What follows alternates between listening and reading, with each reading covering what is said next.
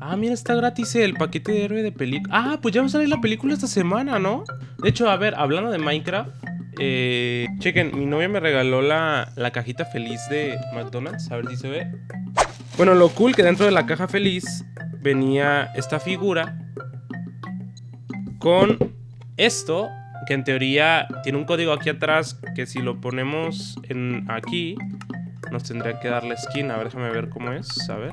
Pues aquí está, chat, ¿eh? Pues yo lo veo bien, ¿eh? Siento que está muy cool que con solo comprar una cajita feliz del McDonald's puedes tener alguna skin.